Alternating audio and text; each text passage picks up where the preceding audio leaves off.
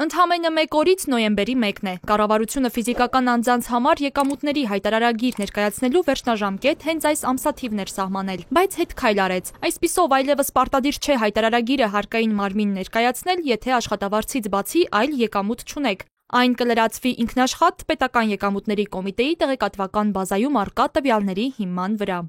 Ինչի ենք մենք մարդկանց 79%-ին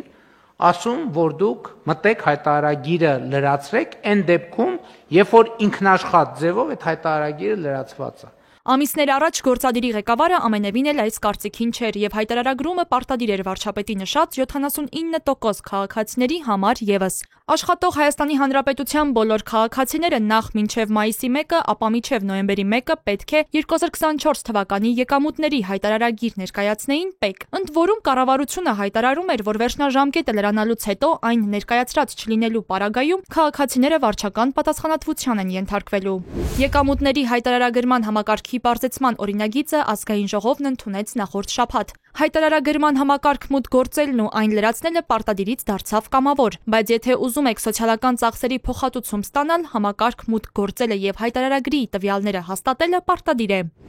Ավանդներից ստացվող եկամուտների դեպքում կարող եք մուտք գործել հայտարարագրման համակարգ եւ համաձայնություն տալ, որպեսզի հարկային մարմինը ձեր փոխարեն բանկերից ավտոմատ կերպով ստանա տեղեկատվությունը։ Եթե քաղաքացին համաձայն չէ, ապա պետք է ինքնուրույն լրացնի։